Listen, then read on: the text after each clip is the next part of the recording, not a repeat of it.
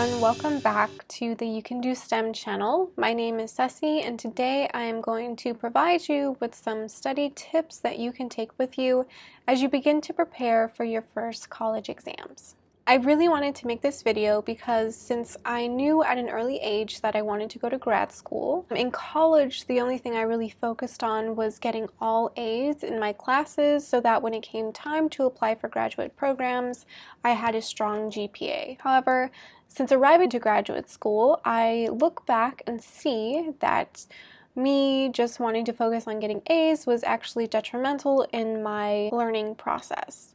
I wish I can go back and retake classes without just having the idea of memorizing things I needed to memorize for the exam and then totally forgetting those things after the exam was over. With that said, I would like to share with you some study tips that will ensure you understand the material being taught, which in turn will of course raise your grade. However, the main focus is ensuring that you learn the material so that when you go to graduate school, you can build off of the information you already know. The first thing I want to talk about is learning styles. So basically, the premise behind learning styles is that we learn better when the mode of presentation of whatever we're learning matches the particular style that an individual thinks they're best able to learn in. There are 7 learning styles. There's visual, meaning that you learn better when you're presented something visually, like in a diagram. There's auditory, verbal, physical,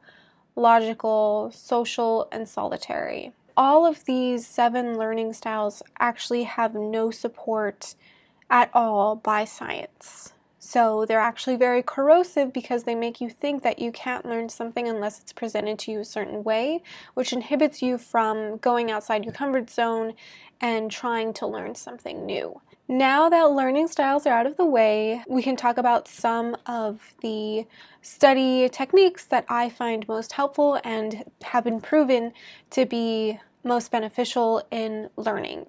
So the first one is retrieval practice. Basically, after having read a chapter, just go ahead and ask yourself questions about the chapter or ask yourself to summarize what you just read.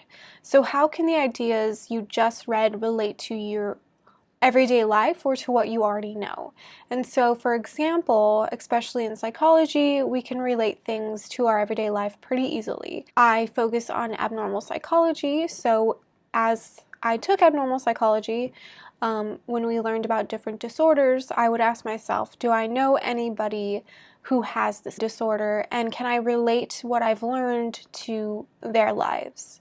So say that we talked about depression, does the person I know exhibit any of the symptoms of depression? And then that'll help me make associations between what it is I'm learning and my everyday life. When a question comes up about depression in my exam, I can answer that question when I think back to the person that has depression. Also, with retrieval practice, self-quizzing is very important. Quizzing allows you to identify areas you need to work on, and once you do, focus on studying those specific topics.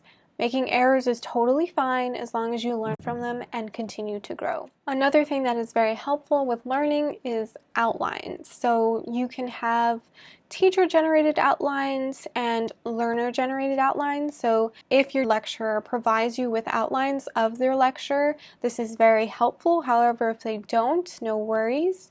You can create your own learner-generated outline. Both work fine, but just make sure that the outlines are what's called skeletal, meaning that they aren't verbatim of what was discussed in the lecture, because that will not help your learning, but only include some bullet points of main ideas of the lecture. And then you can use these bullet points as memory cues when you're studying to remember what was discussed as part of that main idea. So this helps you a lot with trying to retrieve information that you've learned during class. So next, I'd like to touch upon the idea of cramming and how you can use space retrieval to combat the urge to cram. Cramming for an exam, even though it seems to to be the norm is actually very detrimental to your learning as well as your health. Basically, cramming is studying for long periods of time. I've never done it a day in my life because I really don't want to lose sleep over studying. It's actually better if you schedule periods of times when you study so that you don't have to cram. If you have a hard time with time management, please go to my time management video, which I will link below, and make sure that you give yourself enough time to study for an exam coming up. If you're doing a spaced retrieval, you'll have better practice with retrieving the information and learning the information because you didn't just do it the night before. Cramming is very detrimental in learning because it doesn't allow you to consolidate or make stronger the information that you just learned. Sleep is very important for the consolidation process. That's why it's so important that after you study, you go to sleep, consolidation happens, it makes all the memories that you just created stronger, and then you can re-quiz yourself on those things that you studied for the day before. The next study strategy I want to discuss is called interleaving, and it's especially beneficial in classes that have problem-solving questions, so like math classes, science courses.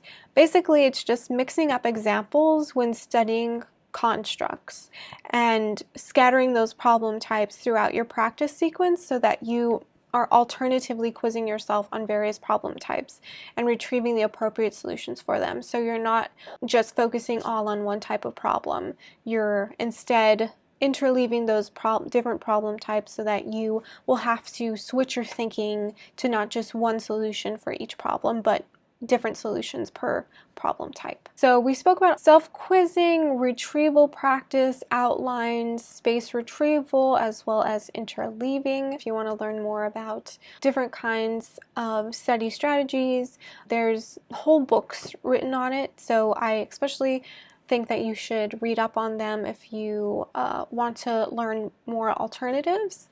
So I hope the information I presented today was helpful to you. Studying is one of my favorite things to do, although I don't really have to do it anymore since I'm kind of done taking classes. But it's all about getting into a rhythm and finding what works best for you. Just know that learning is a process and it's not all about just getting an A in your class. It's about thoroughly understanding the information that you're presented. If you have any questions, always feel free to email me at the email down below.